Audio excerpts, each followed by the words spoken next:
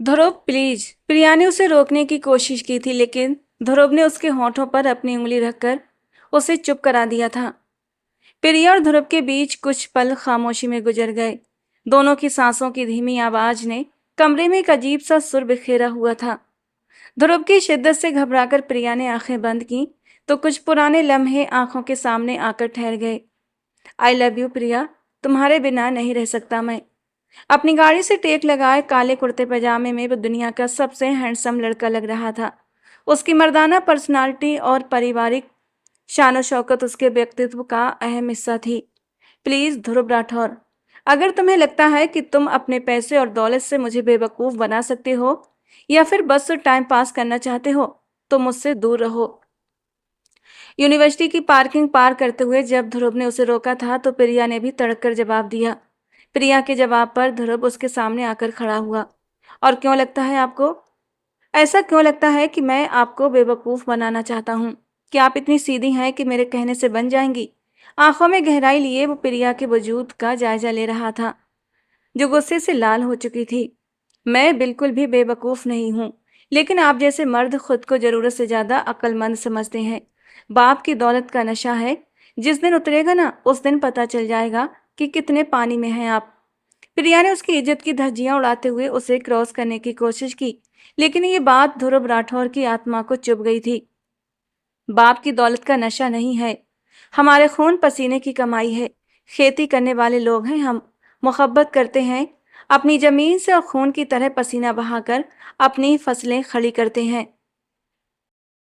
बचपन से ही हम अपने पापा के साथ खेतों में जाते हैं और मजदूरों के साथ मिलकर पहला बीज बोते हैं। जो लोग समझते हैं कि जमींदार सिर्फ ऐश करते हैं वो गलत सोचते हैं। जमीन ऐसे ही सोना नहीं उगलती, अपना खून पसीना एक करना पड़ता है। ध्रुव ने हर शब्द चबा चबा कर बोला तो प्रिया के चेहरे पर तंजिया मुस्कान आ गई। खून पसीना आप नहीं बहाते, आपके मजदूर बहाते हैं। आप तो बस उनका खून पीते होंगे। आपके गांव वाले आपके खिलौने हो सकते हैं, लेकिन मैं नहीं बन सकती। अच्छी तरह जानती हूँ अच्छी तरह जानती हूँ मैं कि 4 दिन की दिल्लगी के बाद आप जैसे लोग औरतों के साथ क्या करते हैं। आप जैसे अमीर बिगड़े जमींदार औरत को पैर की जूती के अलावा कुछ भी नहीं समझते। गर्दन झटकते हुए प्रिया ने आगे का रास्ता तय किया और पीछे खड़ा ध्रुव राठौर तीखी नजरों से उसे देखता रह गया। यूनिवर्सिटी में जूनियर बैच में आई ये लड़की पहली ही नजर में उसे घायल कर गई थी, लेकिन अब हर मुलाकात में वो अपने लफ्जों से ध्रुव को जख्मी कर रही थी। ध्रुव के दोस्त जो पीछे खड़े थे उसकी बेइज्जती पर खुलकर हंस रहे थे, जबकि प्रिया तेजी से अपनी गाड़ी के पास पहुंची और गाड़ी खोलने से पहले एक नजर पलट कर ध्रुव राठौर को देखा। बेशक वो एक शानदार पर्सनालिटी का मालिक था, लेकिन प्रिया को ऐसे लोगों से डर लगता था। उसने ध्रुव के सामने खुद को मजबूत दिखाया था, लेकिन सच्चाई ये थी कि उसे ऐसे लंबे चौड़े जमींदार टाइप लोगों से डर लगता था। उसने सुन रखा था कि जमींदार बहुत जालिम होते हैं और औरतों के साथ उनका बर्ताव अच्छा नहीं होता। उनके साथ जुल्म करते हैं, उन पर अपनी हुकूमत चलाकर खुद को मर्द साबित करते हैं। इसीलिए वो अपनी जिंदगी में ध्रुव राठौर को कोई जगह नहीं देना चाहती थी। अपने ख्यालों को झटकते हुए उसने गाड़ी में बैठकर वापसी का सफर तय किया था। घर पहुंचकर फ्रेश होने के बाद वो फौरन सोने चली गई और जब शाम को उसकी नींद खुली तो उसकी मम्मी उसके सिरहाने खड़ी थीं और तीखी नजरों से उसे घूर रही थीं। माँ के चेहरे के हाव भाव देखकर वो कुछ पल के लिए गड़बड़ा गई थी। मम्मी खैरियत? आपने तो मुझे डरा दिया। डरा तो तुमने दिया है प्रिया, ये सब क्या तरीका है? तुमने बताया क्यों नहीं कि तुम्हारे लिए रिश्ता आने वाला है? मम्मी की सख्त आवाज ने उसे हैरान कर दिया। रिश्ता? कौन सा रिश्ता? प्रिया, हमने तुम्हें हर तरह की आजादी दी है, लेकिन इसका मतलब ये नहीं कि तुम घर किसी को भी बुला लो और हमें बताना भी जरूरी न समझो। अगर पहले बता देती तो हम थोड़ी जानकारी ले लेते। तुम्हारे पापा को कॉल करके ऑफिस से बुलवाया है मैंने। समझ नहीं आ रहा क्या करूं और क्या नहीं। कौन है ये ध्रुव राठौर और कब से जानती हो इसे? उसकी मम्मी के शब्दों ने उसके होश उड़ा दिए थे। ध्रुव ध्रुव राठौर, रिश्ता? वो हैरानी से अपनी मम्मी को देख रही थी कि कहीं अब भी नींद का असर तो नहीं, या फिर जो सुना वो सच है। शायद वो ध्रुव के बारे में सोचते सोचते सो गई थी, इसीलिए उठकर भी उसे वही सब सुनाई दे रहा था। अपना सिर झटकते हुए उसने अपनी आंखें जोर से मली थीं। पूछ रही हूँ तुमसे कुछ। कौन है ये ध्रुव राठौर? किसी को घर बुलाने से पहले माँ बाप से बात कर लेनी चाहिए। अब की बार मम्मी ने नाराजगी से पूछा तो उसे एहसास हुआ कि न ये कोई सपना है न कोई वहम। वो सच में उसके घर के ड्राइंग रूम में मौजूद था, और वो भी अपने माता पिता के साथ। ये सोच कर ही उसके रोंगटे खड़े हो गए थे। अभी कुछ ही घंटे पहले तो उसने उसकी बखिया उधेड़ दी थी, और अब वो रिश्ता लेकर भी चला आया था। बड़ा ही बेशरम और ढीठ इंसान निकला ये ध्रुव राठौर। मम्मी, कसम से मेरा कोई वास्ता नहीं उससे, ना ही मैंने उसे बुलाया है, बल्कि खुद ही मेरे पीछे पड़ा है। प्रिया के माथे पर पसीना चमकने लगा था। उसे लगा कि शायद अपनी बेइज्जती का बदला लेने के लिए वो उसके घर आ धमका है। वो जो ट्राउजर और शर्ट में आराम से सोकर उठी थी, झट से बिस्तर से उठी और शर्ट के ऊपर वाला बटन बंद करते हुए गुस्से में ड्राइंग रूम में जा पहुंची। सोफे पर बैठे ध्रुव राठौर और उसके साथ बैठे उसके माता पिता को देखकर एक पल के लिए वो झिझक गई। ध्रुव की माँ ने सिर पर पूरी तरह साड़ी का पल्ला ओढ़ रखा था। हाथों में ढेरों सोने की अंगूठियां और कड़े चमक रहे थे। उनकी शान उनके बेटे से कुछ कम नहीं थी। कोई भी दूर से देखकर बता सकता था कि वो किसी गांव की जमींदारिन है। और वैसा ही कुछ ध्रुव के पिता का हुलिया भी था। ऊंचा साफा पहने, सुतवा नाक और तेज नजरों से वो प्रिया को देख रहे थे, जो बिना दुपट्टा लिए कमर पर हाथ रखे उन तीनों को घूर रही थी। किसने कहा था तुमसे कि मैं तुमसे शादी करना चाहती हूँ, जो रिश्ता लेकर चले आए? नफरत से कहते हुए उसने ध्रुव की आंखों में आंखें डाली। प्रिया की ये दीदा दिलेरी ध्रुव के माँ बाप को एक आंख नहीं भाई थी। दोनों ने तीखी नजरों से प्रिया को घूरा था। कुछ कहने के लिए ध्रुव की माँ ने मुंह खोला था, लेकिन पास बैठे ध्रुव ने उनका हाथ दबाकर उन्हें चुप रहने का इशारा कर दिया था। और सावित्री देवी गुस्से का घूंट भरकर रह गई थी। उन्हें तो ये लड़की एक आंख नहीं भाई थी। पता नहीं उनके बेटे ने इस लड़की में क्या देख लिया था। हमारे खानदान में लड़कियों से पूछने का रिवाज नहीं है। मेरे बड़े रिश्ता लेकर आए हैं और आपके बड़े जवाब देंगे। ध्रुव ने बहुत ही नरमी से जवाब दिया, जिससे प्रिया चौंक गई। पीछे से उसकी मम्मी भी आ गई थी। प्रिया बेटा जाओ, जाकर कपड़े बदल लो, तुम्हारे पापा आने वाले हैं। बेटी का हाथ पकड़कर उन्होंने उसे जबरदस्ती ड्राइंग रूम से बाहर खींच कर ले आई थी। इतना तो वो समझ चुकी थी कि ये लोग कोई छोटे मोटे लोग नहीं थे, इसीलिए उसका ऐसा रवैया उसकी जिंदगी को मुश्किल में भी डाल सकता था। मम्मी, क्या कर रही हैं आप? पापा के आने से पहले बाहर करिए इन लोगों को, मैंने नहीं बुलाया है किसी को। तल्ख होते हुए वो चीख पड़ी। घर आए मेहमान को भगाया नहीं जाता। तुम्हारे पापा आएंगे तो तरीके से बात कर लेंगे, लेकिन अगर तुम इसी तरह बात करोगी तो ऐसा ना हो ये लोग तुम्हारा जीना मुश्किल कर दें। अभी तुम्हारी यूनिवर्सिटी का पहला साल है। ऐसे लोगों को चोट पहुंचाने से जख्म खुद को लगता है, और मैं नहीं चाहती कि तुम्हारी पढ़ाई में कोई रुकावट आए। प्रिया की माँ एक पढ़ी लिखी और समझदार औरत थी, इसीलिए उन्होंने उसे शांत रहने की सलाह दी। उनके कहने पर प्रिया ने एक सादा सा सूट और दुपट्टा पहन लिया, क्योंकि उसके पापा भी आ चुके थे और अब वो मेहमानों के साथ ड्राइंग रूम में बैठे थे। कुछ देर बाद जब उसके पापा ने उसे बुलाया तो वो गुस्से से ध्रुव को देखती हुई उनके पास जा बैठी। प्रिया हमारी इकलौती बेटी है। हम चाहते हैं कि ये अपनी पढ़ाई पूरी करे और फिर हम उसकी शादी के बारे में सोचें। हमें खुशी है कि आप जैसे इज्जतदार लोगों ने हमें रिश्तेदारी के काबिल समझा, लेकिन अभी मेरी बेटी छोटी है और अभी तो हम इसकी शादी के बारे में सोच भी नहीं सकते। इसकी शादी का दूर दूर तक कोई इरादा नहीं है। उसके पापा ने बात को सलीके से संभालने की कोशिश की, लेकिन सामने ध्रुव राठौर बैठा था, जो खाली हाथ वापस लौटने के मूड में नहीं था। शादी के बाद प्रिया की पढ़ाई पर किसी को कोई ऐतराज नहीं होगा, और वैसे भी उसकी डिग्री 2 साल की है। 1 साल पूरा होने वाला है, दूसरा साल मैं खुद पूरा करवाऊंगा। बहुत आदर से कहते हुए ध्रुव ने प्रिया के पिता के दिल में अपनी जगह बना ली। देखिए भाई साहब, हमारे यहाँ मंगनी वंगनी का रिवाज नहीं, वरना हम कहते कि पहले सगाई कर लें।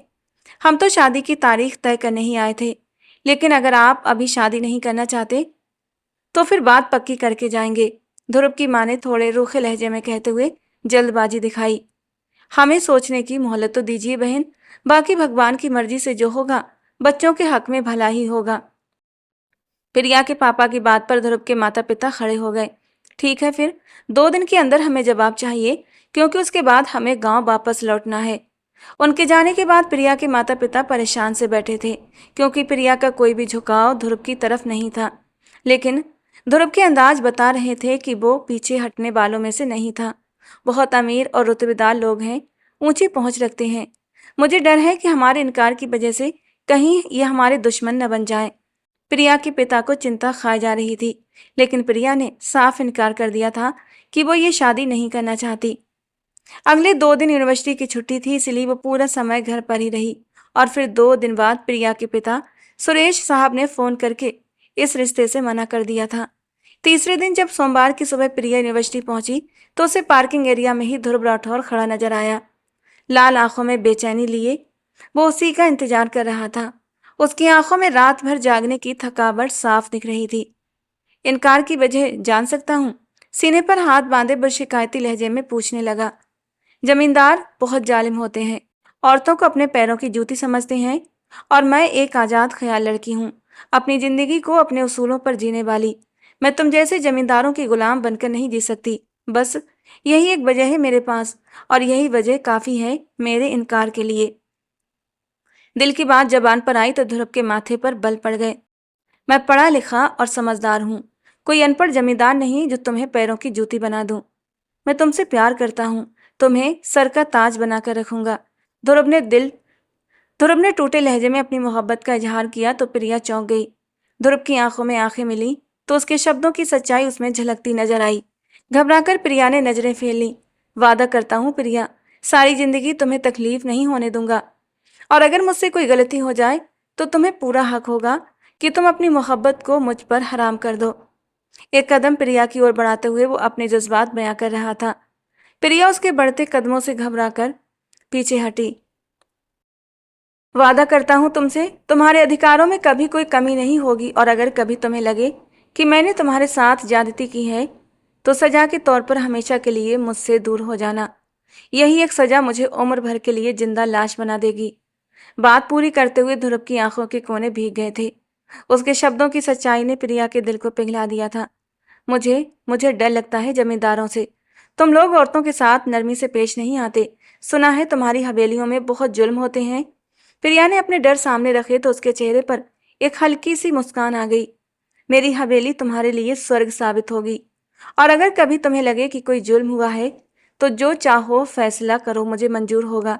ध्रुव की नरम आवाज ने प्रिया के दिल के तारों को छू लिया था। उसकी आंखों में देखते हुए वो खुद को हारता हुआ महसूस कर रही थी। इतने वजनदार और शानदार इंसान से कोई कैसे नजरें हटा सकता था।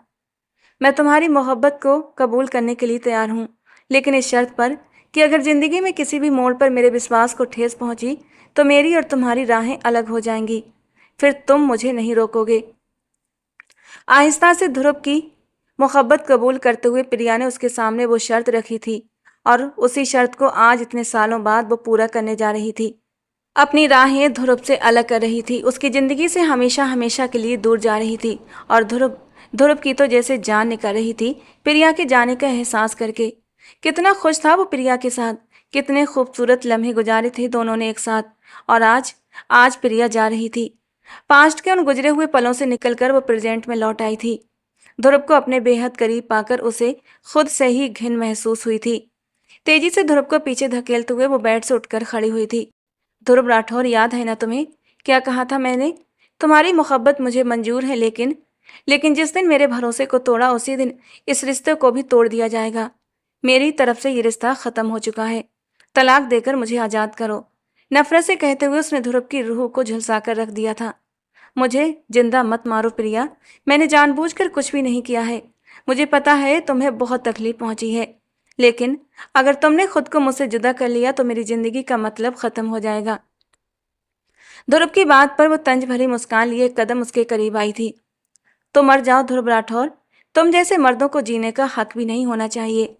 अपने दिल को पत्थर करते हुए उसने वो शब्द कहे जिन्हें सुनकर ध्रुव की आत्मा तक कांप गई।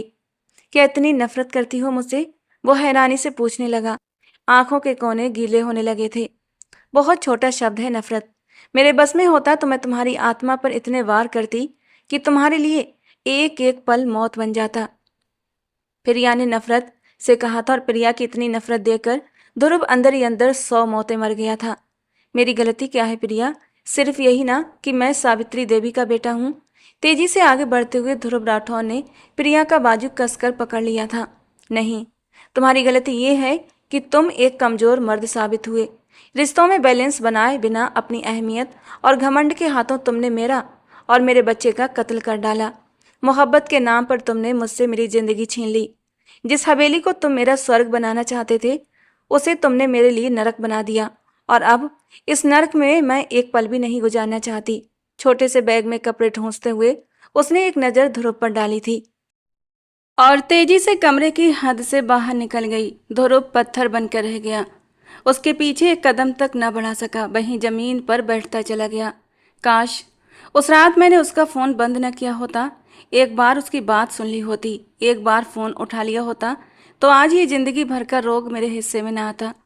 गाड़ी के स्टार्ट होने की आवाज़ उसके कानों में पड़ी तो वो दौड़ता हुआ कमरे से बाहर निकला। पोर्च तक पहुंचा, लेकिन प्रिया जा चुकी थी, हमेशा के लिए, उसकी ज़िंदगी से, इस हवेली से। हारे हुए कदमों से वो वापस अपने बेडरूम में आया, जहां दामिनी चुपचाप बैठी उसका इंतजार कर रही थी। उसे देखते ही वो उठकर खड़ी हो गई। ध्रुव जी, आप ठीक तो है ना? ध्रुव की हालत देखकर दामिनी उसे फौरन सहारा देकर बिठाने लगी। पानी का गिलास लाकर उसके पास आई और ध्रुव ने एक जोरदार हाथ उस गिलास पर मारा, जिससे हर जगह कांच ही कांच बिखर गया। ध्रुव के इस रिएक्शन पर दामिनी के होश उड़ गए थे। कुछ देर पहले तक जो उसके पास था, दामिनी के हिस्से का फर्ज पूरा कर रहा था, अब उसके हर अंदाज से नफरत झलक रही थी। जानती थी ना तुम कि वो चली जाएगी शादी के बाद? बताया क्यों नहीं मुझे? बेहद गुस्से में वो गला फाड़ कर चीखा तो दामिनी के हाथ पांव कांप उठे। कौन चली जाएगी? वो समझ नहीं पाई थी। बनो मत, सब जानती थी तुम। सबसे ज्यादा तुम ही तो करीब थी प्रिया के। बताओ मुझे, उस रात क्या हुआ था? दामिनी को बालों से पकड़ते हुए उसने उसे खींचकर अपने सामने खड़ा किया। बताओ क्या हुआ था उस रात, जब मेरा बच्चा इस दुनिया से गया? कैसे, क्यों और किसने किया था? ध्रुव के सवालों पर दामिनी का चेहरा पीला पड़ गया। मुझे मुझे कुछ नहीं मालूम, कुछ नहीं जानती मैं। घबराहट के आलम में वो झूठ बोल गई। एक जोरदार थप्पड़ उसके मुंह की शोभा बना। 24 घंटे मेरी बीवी के साथ रहने वाली नौकरानी को कैसे नहीं पता कि उस पर क्या क्या बीती? बताओ मुझे, वरना यहीं जिंदा जमीन में गाड़ दूंगा। अपनी 28 साल की जिंदगी में वो पहली बार सच में एक जालिम जमींदार बन गया था, जिसने हमेशा औरत की इज्जत की थी। आज एक औरत पर हाथ उठा बैठा था। डर के मारे दामिनी ने सारी सच्चाई खोलकर ध्रुव के सामने रख दी और उसके पैरों में बैठती वो गिड़गिड़ाकर माफी मांगने लगी कि सब कुछ जानते हुए भी वो पहले क्यों ध्रुव को सच नहीं बता पाई। अपने पैरों से उसे धक्का देते हुए ध्रुव कमरे से बाहर निकल गया। गार्डन की ओर बढ़ते हुए वो खुली हवा में गहरे गहरे सांस लेने की कोशिश कर रहा था। लेकिन आज अमावस्या की रात थी, दम घुटने को था। ऐसा लग रहा था जैसे हवाओं पर भी पहरा हो। चांद भी न जाने कहाँ गुम हो गया था। रात के 4 बज रहे थे। हर तरफ सन्नाटा और तारीकी थी और इस सन्नाटे में उसके दिल की धड़कनें भी धीमी पड़ती जा रही थीं।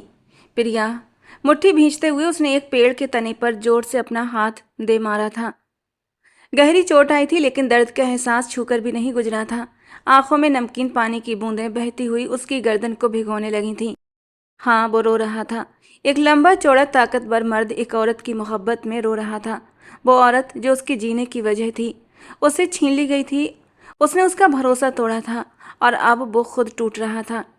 उसकी मोहब्बत उसके बकते गुस्से की नज़र हो गई थी।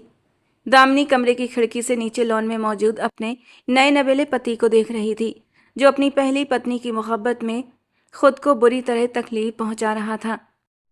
दामिनी के दिल में एक खूक सी उठी थी। उसे एहसास हुआ कि उसने कितनी बड़ी गलती कर दी है। काश काश कि वो ये सच पहले ही बता देती तो दो मोहब्बत करने वाले जुदा न होते। काश कि वो अपनी मालकिन के कहने में आकर ध्रुव राठौर से शादी न करती।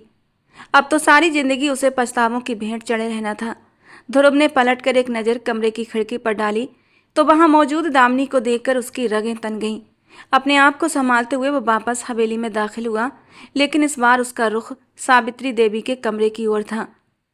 बिस्तर पर लेटी सावित्री देवी पैरालाइज के असर में थीं और किसी भी काबिल नहीं रही थीं। इतने अरसे बाद बेटे को अपने कमरे में देखकर उनकी आंखों में चमक आ गई थी। नौकरों के जरिए उन्हें पता चला था कि ध्रुव की शादी दामिनी से प्रिया ने खुद करवाई है, लेकिन ना तो वो शादी में शामिल हो सकी थीं और ना ही उनके बेटे ने खुद आकर उन्हें इस बारे में कोई खबर दी थी। अब ध्रुव को देखकर बड़ी मुश्किल से अपना एक हाथ हिलाते हुए उन्होंने उसे पास आने का इशारा किया था।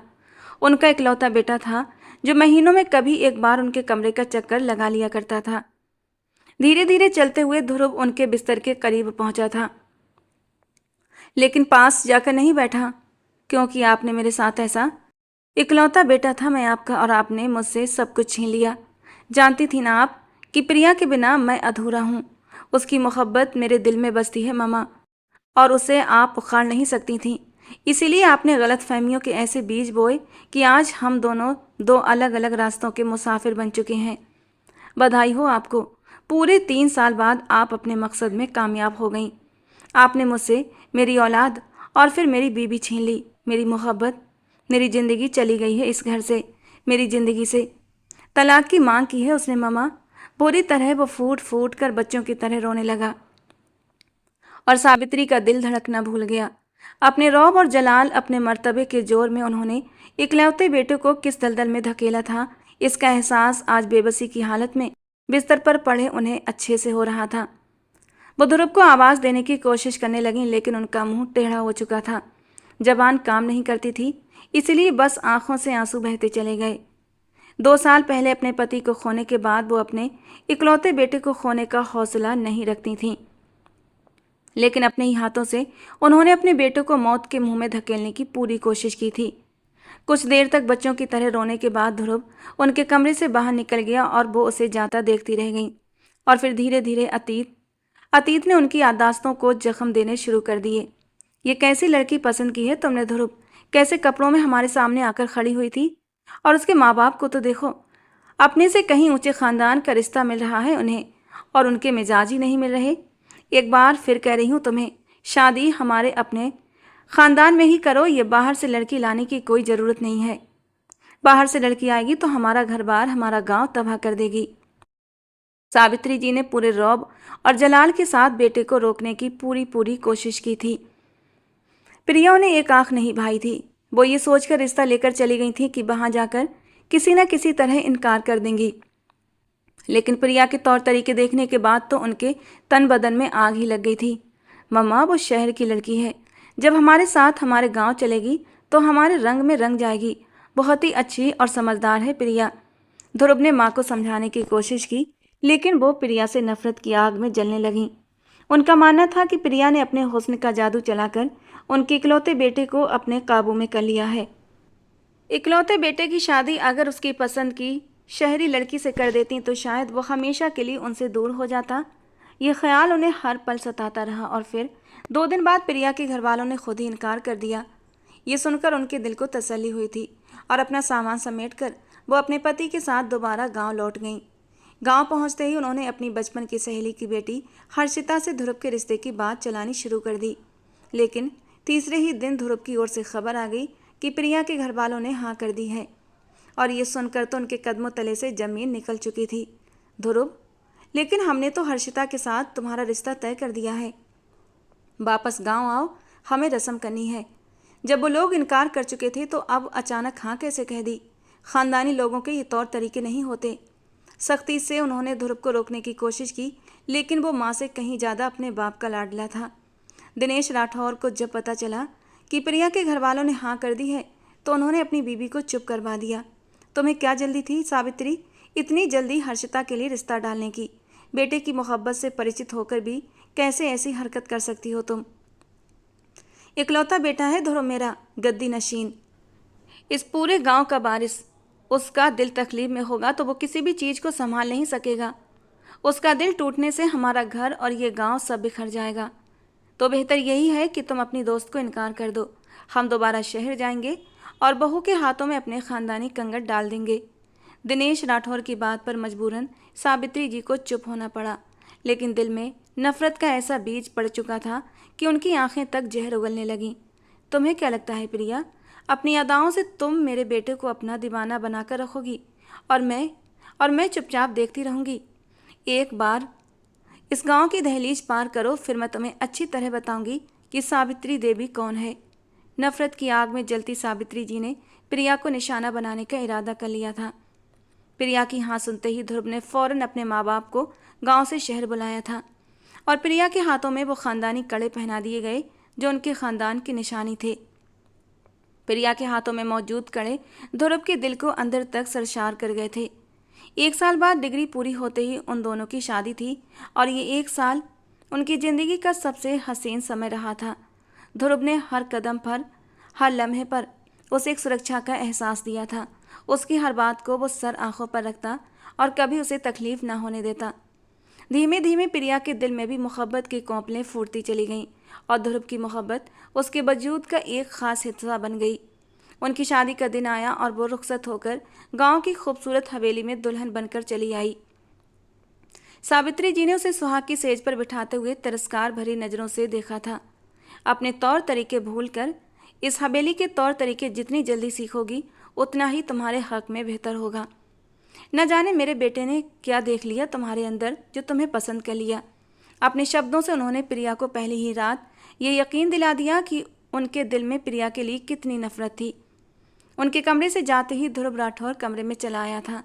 आंखों में बही मोहब्बत, बही शोखी, उसके हर अंदाज से इश्क झलकता था। प्रिया के करीब आते ही अपनी सारी हदें पार करते हुए ध्रुव राठौर ने उसे अपनी बाहों में समेट लिया था। आई लव यू मिसेज प्रिया राठौर। उसकी धीमी सी सरगोशी पर प्रिया के दिल की धड़कनों ने तूफान मचा दिया था। जब मोहब्बत मिल जाए तो वो अमर हो जाती है। आज उनकी मोहब्बत भी अमर हो रही थी। वो तो अपनी मोहब्बत को पाने के लिए कब से बेताब हो रहा था और आज जब उसकी मोहब्बत उसकी दुल्हन बनकर उसके सामने बैठी थी तो खुद पर काबू न रख सका और बेचैन होकर उसके नाजुक से लबों पर झुक गया। ध्रुव की भावनाओं की तीव्रता सह न सकी तो प्रिया ने उसे जल्दी से पीछे हटाया। खबरदार जो इतनी बेताबी दिखाई, पहले मेरा तोहफा। उसने हाथ आगे बढ़ाया और ध्रुव ने अपने होठों को उसकी हथेली की पीठ पर टिका दिया। मोहब्बत की रोशनी चारों ओर फैल गई थी। प्रिया घबराकर उससे दूर होते हुए पलंग से उठकर खड़ी हुई थी। बहुत थक गई हूँ, मैं फ्रेश होकर आती हूँ। वो जानती थी कि वो ध्रुव की भावनाओं की गर्मी सह नहीं पाएगी, इसीलिए बुरी तरह घबरा रही थी। लेकिन ध्रुव भला इतनी आसानी से उसे छोड़ने वाला कब था। जैसे ही वो वॉशरूम में दाखिल हुई, ध्रुव ने दरवाजे पर हाथ रखकर उसे लॉक करने से रोक दिया। प्रिया ने सवालिया नज़रों से उसकी ओर देखा तो शरारत से मुस्कुराते हुए ध्रुव ने दरवाजे को धकेलते हुए उसके पीछे अंदर कदम रख दिए। वादा किया था ना मैंने, एक पल के लिए भी तुम्हें अकेला नहीं छोड़ूंगा। तो ऐसा कैसे हो सकता है कि ध्रुव राठौर अपना वादा ना निभाए। उसके होठों पर एक शरारती मुस्कान थी। उसके होठों पर उंगली फेरते हुए आंखों में शरारत लिए वो उसे दीवार से सटा चुका था। ध्रुव, बेतरतीब होती सांसों ने प्रिया ने खुद से दूर करने की कोशिश की थी, लेकिन ध्रुव की आंखों में मोहब्बत की लौ चमक रही थी। वो सिर्फ प्रिया से मोहब्बत नहीं करता था बल्कि दीवानगी की हदों तक उसे चाहने लगा था। वो उसकी ज़िंदगी में आने वाली पहली और आखिरी लड़की थी जिसने उसे यह एहसास दिलाया था कि वो दिल रखने वाला एक इंसान है। वरना जिस जमींदाराना माहौल से उसका संबंध था वहाँ औरतों को सिर्फ एक ज़रूरत की चीज़ ही समझा जाता था। लेकिन पहली बार उसने किसी लड़की को देखकर जाना था कि जज्बात क्या होते हैं। ध्रुव की शिद्दत से पिघलती हुई प्रिया ने खुद को उसके हवाले कर दिया था। ध्रुव ने शावर ऑन कर दिया और दोनों शावर के नीचे भीगने लगे थे। धीरे से प्रिया को कमर से पकड़ते हुए वो अपने करीब कर चुका था और उसकी गर्दन पर अपने होंठ रखते हुए उसके नाजुक वजूद को महसूस करने लगा। धीरे धीरे वो उसे हर चीज़ से आज़ाद करता चला गया था और प्रिया शर्म से सिमटी हुई उसके चौड़े सीने में लिपट गई थी। शावर जेल उसकी पीठ पर लगाते हुए जब उसके हाथ फिसलते हुए उसकी धड़कनों तक पहुँचे तो प्रिया आंखें बंद करके गहरी सांसें ले रही थी और इन सांसों का उतार चढ़ाव उसकी धड़कनों को और भी खूबसूरत बना रहा था। और ध्रुव बुरी तरह बेताब होता हुआ उसकी नरम धड़कनों पर झुक चुका था। ध्रुव इतनी बेबाकी से प्रिया को छू रहा था, प्रिया तो दंग रह गई थी क्योंकि पूरे 1 साल तक वो ध्रुव के साथ यूनिवर्सिटी में रही थी और ध्रुव ने कभी भी उसके वजूद पर गहरी नज़र नहीं डाली थी। लेकिन आज तो वो जैसे हर शर्म को पीछे छोड़ आया था। अपनी बाहों में उठाकर वो प्रिया को अंदर रूम में लेकर आया था और फिर बेड पर बड़े ही आराम से लिटा दिया। धीमी धीमी गुजरती उस रात ने उनके बीच एक नई संगीत की धुन छेड़ दी थी। 2 दिल एक ही सुर में धड़कने लगे थे। सुबह का सूरज निकला तो ध्रुव की शिद्दतों में भी कुछ ठहराव आ गया था। प्रिया थकान से चूर गहरी नींद में उसकी ही बाहों में सो रही थी। ध्रुव ने धीरे से उसे तकिए पर लिटा दिया और साइड टेबल की दराज खोलकर एक सिगरेट निकाल कर होठों में दबा ली। नींद उसकी आंखों से कोसों दूर थी। प्रिया को पा लेने की खुशी ने उसे एक अलग ही ताकत दे दी थी। सिगरेट सुलगाते ही वो कमरे से जुड़े टेरेस की ओर बढ़ा था। सूरज की किरणें अब भी ठंडी थीं और चिड़ियों की चहचहाहट फिजा को एक खूबसूरत सी रौनक दे रही थी। वो यूं ही रेलिंग पर हाथ टिकाए धीरे धीरे सिगरेट का धुआं हवा में उड़ाने लगा। दूर तक फैले हरे भरे खेत और बगीचे उसकी आंखों को ठंडक पहुंचा रहे थे। उसने गहरी सांस लेकर आंखें बंद की ही थीं कि मेहंदी लगे दो नाजुक हाथों ने उसकी कमर को अपने घेरे में ले लिया। उसने हैरानी से गर्दन मोड़ी तो पीछे उसकी दुनिया, उसकी प्रिया उसकी बाहों में समेटे खड़ी थी। सुबह हो गई आपकी? मुस्कुराते हुए उसने प्रिया के हाथों को अपने हाथों में लिया और उसे घुमाकर अपने सीने से लगा लिया। बिना कुछ कहे प्रिया ने उसका दिल अपने हाथ से छूते हुए उसकी धड़कनों को महसूस करना शुरू कर दिया। गांव है ये, माय स्वीट हार्ट, यहाँ ये सब खुलेआम नहीं चलता। धीरे से प्रिया को थामे वो उसे कमरे के अंदर लेकर आया और शीशे का दरवाजा बंद करके पर्दे गिरा दिए। उसकी बात पर प्रिया के होंठों पर भी मुस्कान ठहर गई। बहुत डर है आपको अपने लोगों का? प्रिया ने उसकी नाक खींचकर पूछा तो वो जोर से हंस पड़ा। अपने लोगों का डर नहीं है, आपकी इज्जत की फिक्र है। आप सिर्फ ध्रुव राठौर की पत्नी नहीं हैं, बल्कि इस पूरे गांव की मालकिन भी हैं। आपका रुतबा और आपकी हैसियत सबसे अलग है और इसीलिए आपको अपना मकाम समझना होगा। गांव में खुलेआम यूं मर्द औरत एक दूसरे के करीब नहीं होते। यहाँ इज्जत और शर्म को सबसे ऊपर रखा जाता है। ध्रुव ने मोहब्बत से भरे लहजे में उसे समझाया था। तो क्या इज्जत को मोहब्बत से भी ऊपर का दर्जा हासिल है? हैरानी से पूछती प्रिया उसकी शर्ट के बटन छेड़ने लगी। हाँ बिल्कुल, मेरी मोहब्बत से ऊपर आपकी इज्जत है और आपकी इज्जत मेरे लिए सबसे अहम है। घमंड से नहीं बल्कि गौरव से कहे गए उसके अल्फाजों ने एक बार फिर प्रिया का दिल घायल कर दिया था। यही अंदाज, यही बातें तो प्रिया को उसकी ओर खींच लेती थीं। वो सबसे अलग था, सबसे जुदा। उसकी नज़रों में वो जज्बात थे जो एकदम पवित्र होते थे। उसने मोहब्बत को महरम बनाकर उसे अपने करीब कर लिया था। दूसरे लड़कों की तरह उसने मोहब्बत को खेल नहीं समझा था। तभी तो आज प्रिया उसके पहलू में उसकी जीवन संगनी बनकर बैठी थी। दरवाजे पर हुई दस्तक ने उनके बीच के इन हसीन लम्हों का जादू तोड़ दिया था। ध्रुव ने उससे थोड़ा फासला बनाया और प्रिया ने उठकर दरवाजे का लॉक खोला। सामने ही सावित्री जी खड़ी थीं और उनके पीछे एक बेहद खूबसूरत 15 साल की लड़की। शोलों सी जलती निगाहों से सावित्री ने प्रिया को देखा, जिसके भीगे बाल उनकी निगाहों का केंद्र बने हुए थे। ये दामिनी है प्रिया, तुम्हारी नौकरानी। तुम्हारे छोटे बड़े सब काम आज से यही करेगी। ध्रुव की गैर मौजूदगी में ये हर वक्त तुम्हारे कमरे में रहेगी और उसकी मौजूदगी में कमरे के बाहर। सावित्री की बात सुनकर प्रिया को कुछ अजीब सा लगा। उसे आदत नहीं थी अपना काम किसी और से करवाने की, और फिर 24 घंटे एक नौकरानी को सिर पर सवार रखना प्रिया के लिए और भी मुश्किल था। उसने शहर की आज़ाद जिंदगी गुजारी थी, इसलिए वो बिना कुछ सोचे समझे ही सावित्री देवी के सामने बोल पड़ी। मैं अपना काम खुद कर सकती हूँ, मुझे किसी नौकरानी की ज़रूरत नहीं है। मैं कंफर्टेबल भी नहीं रहूँगी। प्रिया की बात पर सावित्री देवी का चेहरा गुस्से से लाल पड़ गया था। ध्रुव, अपनी बीवी को समझा लो कि इस घर की और इस खानदान की बड़ी मैं हूँ। इस पूरे गांव और हवेली की मालकिन हूँ मैं। यहाँ मेरा हुक्म चलता है।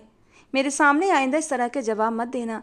सावित्री देवी के रौबदार लहजे ने प्रिया को न सिर्फ हैरान किया बल्कि वो घबरा भी गई थी। ससुराल में पहले ही दिन सास ने किसी तरह की भिड़ंत वो नहीं चाहती थी। ममा, आप बिल्कुल भी परेशान मत हों, वो अभी नई है, यहाँ के तौर तरीके समझ जाएगी। ध्रुव ने अपने तरीके से माँ को संभालने की कोशिश की। बेटे की बात सुनकर सावित्री देवी वापस जाने के लिए मुड़ी तो फिर एक बार उनकी नज़रें प्रिया के खूबसूरत सजीले रूप पर ठहर गईं। और हाँ, अपनी बीवी को बता दो कि हमारे यहाँ सुबह 7 बजे सब एक साथ नाश्ता करते हैं और उसके बाद हवेली की औरतों को अपनी जिम्मेदारियाँ निभानी होती हैं। घरदारी नहीं, लेकिन गांव के बहुत सारे मसले होते हैं जिन्हें इस खानदान की औरतें देखती हैं। अब जब ये यहाँ आ ही गई है तो जितनी जल्दी हो सके सब कुछ सीख ले, इसी में इसकी भलाई है। शहर की औरतों की तरह यहाँ 10-11 बजे तक अपने कमरे से बाहर निकलने की गलती ना करे। सावित्री देवी तिरस्कार से आखिरी नज़र प्रिया पर डालती हुई कमरे से बाहर निकल गई थी और प्रिया को बहुत अच्छे से अंदाज़ा हो गया था कि आने वाले दिनों में उसके लिए कैसी मुश्किलें खड़ी होने वाली हैं। बीबी जी, मैं कमरे के बाहर ही खड़ी हूँ, आपको जैसे ही ज़रूरत हो आवाज़ दे दीजिएगा। 15 साल की नीली आंखों वाली दामिनी ने बेहद सम्मान से कहा और तुरंत बाहर चली गई और प्रिया चुपचाप उसे जाते हुए देखती रह गई। ध्रुव प्लीज, एक 14-15 साल की बच्ची है दामिनी, मैं उससे अपने काम कैसे करवा सकती हूँ? ये उसकी पढ़ाई लिखाई की उम्र है। प्रिया को दामिनी के लिए बेहद अफसोस हो रहा था। प्रिया, गांव की सारी लड़कियां इसी उम्र से हवेली में नौकरानी बनती हैं और जो हवेली में नहीं आती वो अपने मर्दों का हाथ बटाती हैं। यहाँ स्कूल नहीं है, इसीलिए बस गांव में एक मास्टर जी हैं जो लड़कियों को थोड़ा बहुत पढ़ा दिया करते हैं। ध्रुव की बात सुनकर प्रिया की आंखें हैरानी से खुल गईं। गांव में स्कूल नहीं है? क्यों ध्रुव, तुम पढ़े लिखे हो, समझदार हो, एक जागरूक इंसान हो, तुमने अब तक अपने गांव में एक भी स्कूल क्यों नहीं बनवाया? क्या तुम्हें नहीं लगता कि लड़कियों को भी शिक्षा मिलनी चाहिए? प्रिया तुरंत ही उससे उलझ बैठी। हाँ मेरी जान, मुझे लगता है ऐसा, और अब जब तुम आ गई हो तो हम दोनों मिलकर काम करेंगे। गांव की लड़कियों के लिए स्कूल भी होगा और उनकी सेहत की सुविधाओं के लिए भी जल्दी ही मैं एक अस्पताल के लिए भी काम शुरू करूंगा। अभी मैं फ्रेश होकर नीचे जा रहा हूँ, तुम भी जल्दी से आ जाना, नाश्ते का टाइम हो गया है। थोड़ा बहुत भी लेट हुई तो फिर मम्मा ने हंगामा खड़ा कर देना है। मेरी खातिर मम्मा के मिजाज को बर्दाश्त कर लो, वो गांव की मालकिन है और ये रौब उनकी पर्सनालिटी का एक हिस्सा है। मोहब्बत से कहते हुए ध्रुव राठौर ने प्रिया के माथे को चूमकर फ्रेश होने के लिए बाथरूम का रुख किया था और प्रिया अलमारी से अपने कपड़े निकाल कर ज्वेलरी मैच करने लगी। शादी के बाद का पहला दिन था, वो बहुत खुश थी। थोड़ी ही देर बाद ध्रुव फ्रेश होकर नीचे चला गया तो वो भी तैयार होने के लिए आईने के आगे खड़ी हो गई। ध्रुव के कमरे से निकलते ही दामिनी उसकी इजाज़त लेकर अंदर आ गई थी और अब हाथ बांधे नौकरानी की तरह उसके पीछे खड़ी थी। सफ़ेद रंग का सूट जिस पर गुलाबी धागे की कढ़ाई की गई थी, गले में मोतियों की माला डालकर और दुपट्टा हाथों में सलीके से पकड़े हुए वो आखिरी बार आईने में खुद को देखती दामिनी की तरफ मुड़ी थी। कैसी लग रही हूँ मैं? बेहद प्यार से उसने दामिनी से पूछा था। दामिनी मुस्कुराकर बस हाँ में सर हिलाकर रह गई थी। प्रिया कमरे से निकली और डाइनिंग एरिया में पहुंच गई, जहां सावित्री देवी के साथ साथ ध्रुव के पिताजी भी बैठे हुए थे। उनके सामने ही एक कुर्सी पर ध्रुव बैठा था और आसपास नौकर खड़े थे। जैसे ही सावित्री देवी की नज़र प्रिया पर पड़ी, उन्होंने सीने पर हाथ रख लिया। पागल तो नहीं हो गई हो बहू? हाय हाय, मेरा तो दिल ही मुंह को आ गया है तुम्हें इस तरह देखकर। कैसी औरत हो तुम? शादी के अगले दिन ही ये कैसा रंग पहन लिया? हमारे गांव में विधवा औरतें पहनती हैं ऐसे कपड़े। भगवान जिंदगी दे मेरे बेटे को, मेरे ध्रुव को। भगवान तुम्हें सदा सुहागन रखे। कोई लाल कोई हरा रंग का जोड़ा नहीं था जो ये सफ़ेद रंग पहनकर मातम मनाती मेरे मुंह के आगे आकर खड़ी हो गई हो। सावित्री देवी सीना पेटती हुई तूफान मचाकर बैठ चुकी थीं और प्रिया के तो होश उड़ गए थे। उसने तो ये सोचा भी नहीं था कि उसके सफ़ेद रंग के खूबसूरत कपड़े पर इतना हंगामा हो जाएगा। इस रंग में क्या प्रॉब्लम है मम्मी जी? बेहद खूबसूरत और पवित्रता की निशानी है ये रंग। प्रिया बिना सोचे समझे एक बार फिर सावित्री देवी को जवाब देने की गलती कर बैठी थी। प्रिया प्लीज जाओ और चेंज करो, नरमी और विनम्रता से कहते हुए ध्रुव ने आंखों ही आंखों में इशारा किया कि वो कमरे में चली जाए। नहीं ध्रुव, जानना चाहती हूँ कि मैं इस रंग में क्या बुराई है? अगर हम गलत बातों को बढ़ावा देंगे तो फिर गांव के अनपढ़ और मासूम लोग क्या सीखेंगे? सफ़ेद रंग विधवापन की निशानी नहीं है, बल्कि ये पवित्रता की पहचान है। प्रिया अपनी आदत के मुताबिक अपनी बात पर अड़ी रही। प्रिया, इस बारे में हम बाद में बात कर सकते हैं, अभी जाओ यहाँ से प्लीज़, गो एंड चेंज। अपने माँ बाप के चेहरे के भाव देखते हुए ध्रुव ने इस बार लहजे को थोड़ा सख्त किया तो प्रिया चुपचाप कमरे की ओर लौट गई। दामिनी भी उसके पीछे पीछे कमरे तक गई थी। बिस्तर पर बैठते ही प्रिया ने अपनी मोतियों की माला को खींचकर दूर फेंक दिया था। सारी मोतियाँ टूट कर यहाँ से वहाँ बिखर गई थीं। बीबी जी, नाराज मत होइए, दरअसल गांव में विधवा औरतें ही सफ़ेद रंग पहनती हैं और आपकी तो कल ही शादी हुई है, इसी वजह से बड़ी मालकिन ने नाराज़गी जाहिर की है। आप कोई दूसरा रंग पहन लीजिए।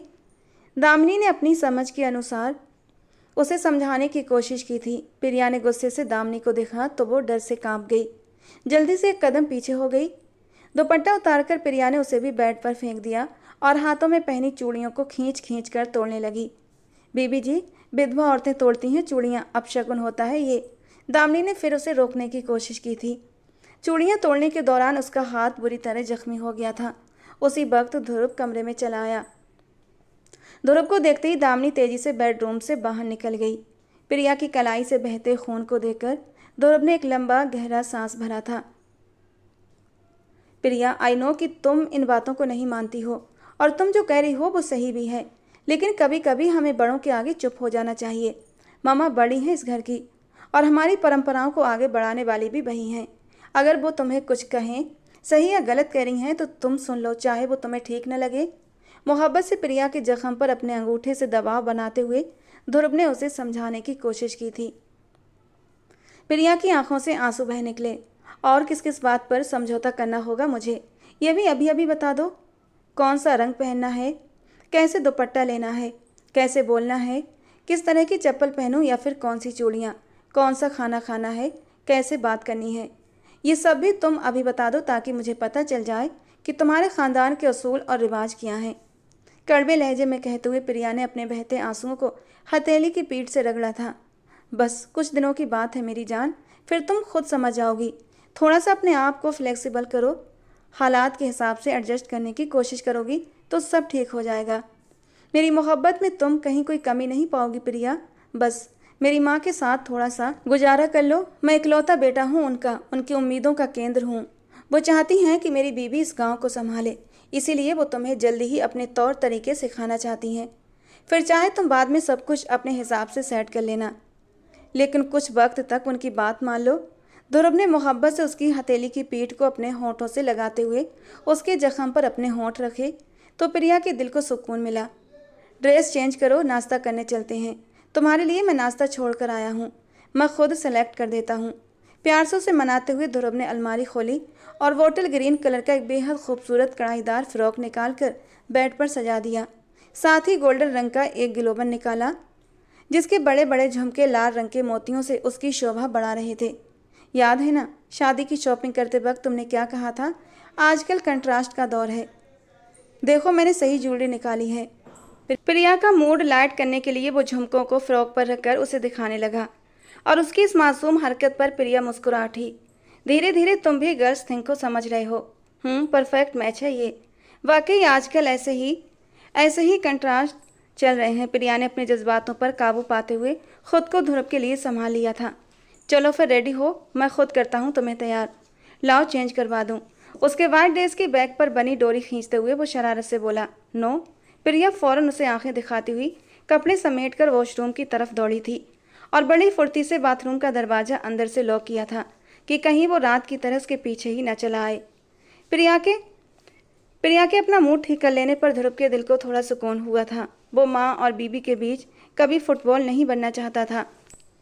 उसे यकीन था कि प्रिया एक पढ़ी लिखी लड़की है और इसीलिए उसे ज़्यादा मुश्किल नहीं होगी, और प्रिया ने ये बात साबित भी कर दी थी।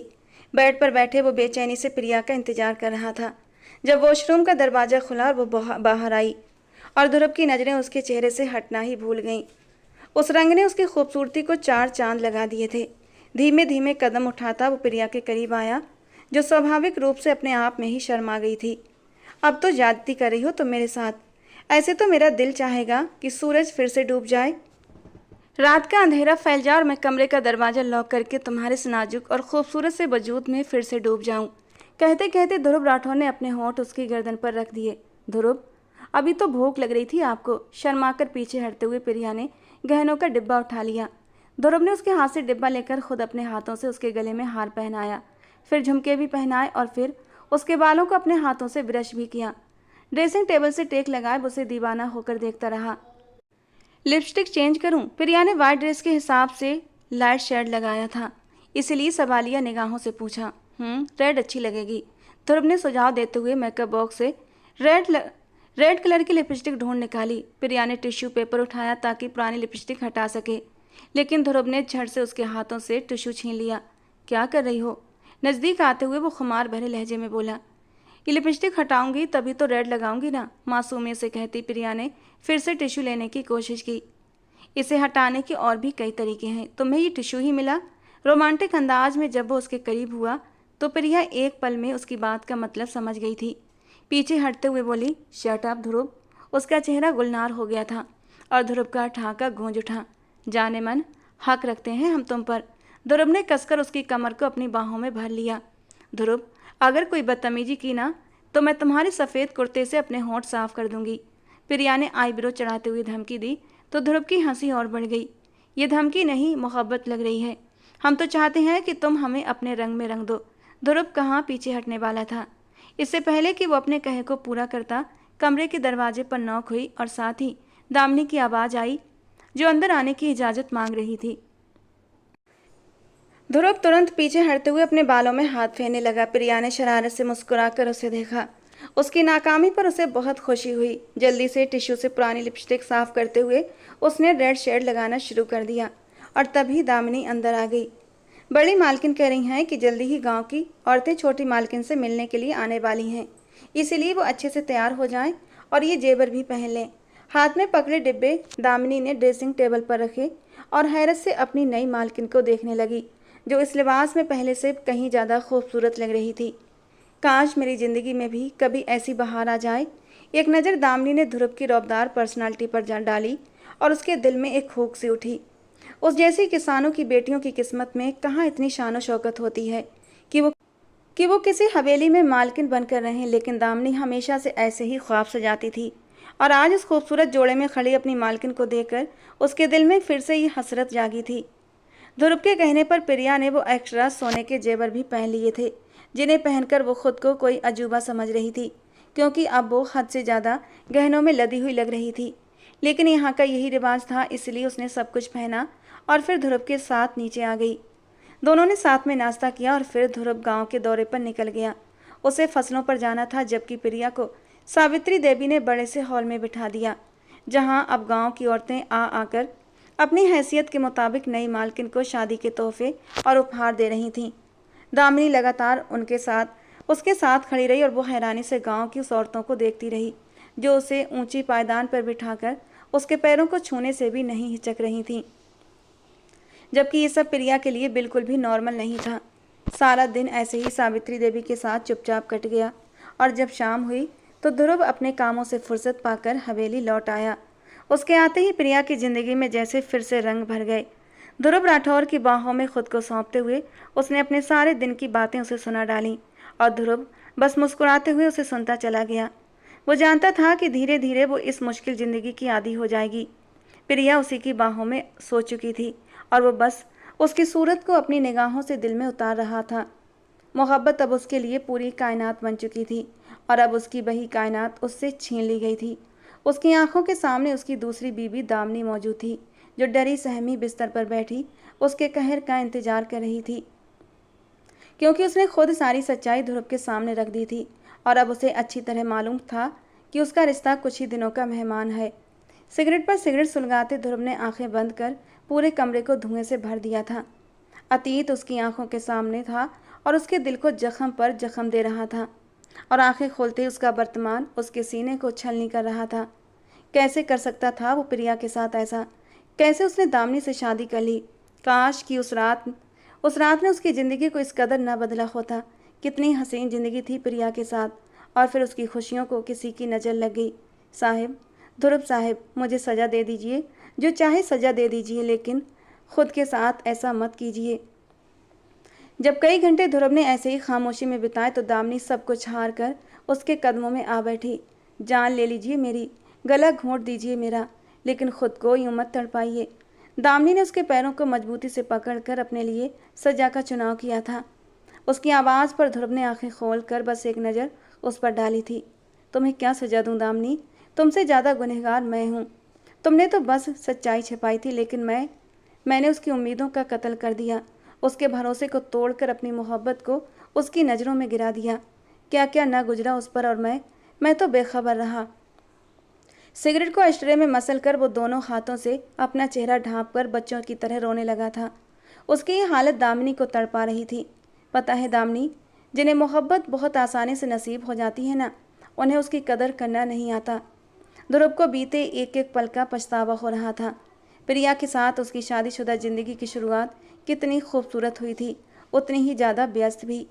लेकिन अपनी बिजी ज़िंदगी में भी वो प्रिया के लिए खुशियाँ ढूंढने से बाज नहीं आता था, और वो प्रिया की ज़िंदगी की सबसे बड़ी खुशी उसे देना चाहता था। इस गांव में एक स्कूल बनवाकर वो प्रिया की हर छोटी से छोटी ख्वाहिश को पूरा करना चाहता था। इसीलिए उसने अपने बाबूजी से बात करके गांव की ज़मीनों पर स्कूल की तामीर का प्लान तैयार करवाया था। दिन रात वो शहर के चक्कर लगाकर ठेकेदारों और जिम्मेदारों से बात करने में व्यस्त रहता था। वहीं दूसरी तरफ सावित्री देवी की नफरत दिन ब दिन बढ़ती जा रही थी। वो प्रिया के खिलाफ कोई भी मौका हाथ से जाने नहीं देती थी। धीरे धीरे वो गांव की औरतों के सामने भी उसे जलील करने लगी थी। लेकिन ध्रुव के लिए प्रिया सब कुछ सहने लगी। कभी वो ध्रुव से कुछ कहने की कोशिश भी करती तो उसकी व्यस्तताओं की वजह से कह ना पाती कि वो किन मुश्किलों से गुजर रही है। वक्त का पहिया चलता रहा और उनकी शादी को पूरा 1 साल हो गया था। सावित्री देवी ने पोते की चाह को उसके सिर पर सवार कर दिया। दिन रात बस यही कहती कि उन्हें जल्द से जल्द पोता चाहिए ताकि गांव में उनका रुतबा और मजबूत हो सके, गांव वालों के सामने उनका सीना चौड़ा हो जाए। और प्रिया परेशान हो जाती। कई बार परेशानी में उसने ये बात ध्रुव से भी की थी और ये सुनकर वो मुस्कुरा दिया। औलाद तो मैं भी चाहता हूँ प्रिया, सर आँखों पर रखूँगा मैं अपनी औलाद को भी और उसकी माँ को भी, मोहब्बत भरे लहजे में कहता वो उसे चुप करा देता। शादी को 1.5 साल हुआ, लेकिन न ध्रुव की मोहब्बत में कमी आई न उसकी शिद्दत में।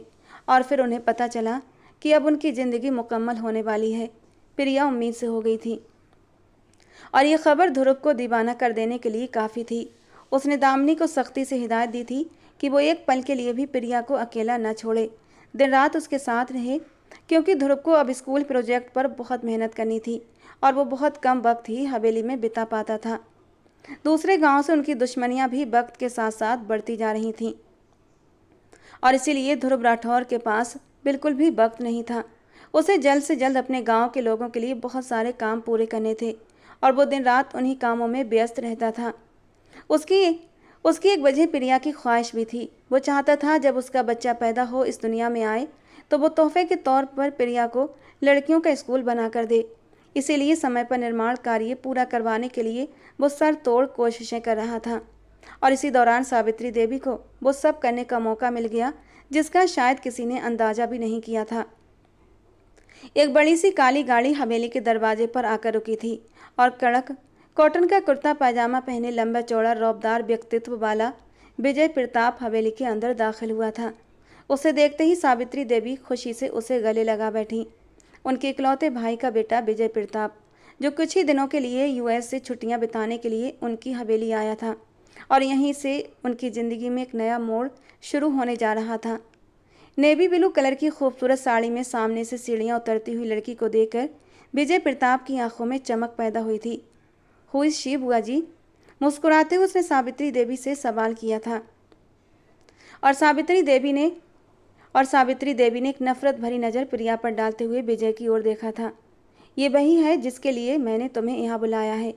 मैं जानती हूँ तुम अपनी बुआ को मायूस नहीं करोगे। ध्रुव की बीवी है और मेरी खुशियों की दुश्मन। उसकी कोख से मुझे हमारे ख़ानदान का वारिस नहीं चाहिए, हरगिज़ भी नहीं।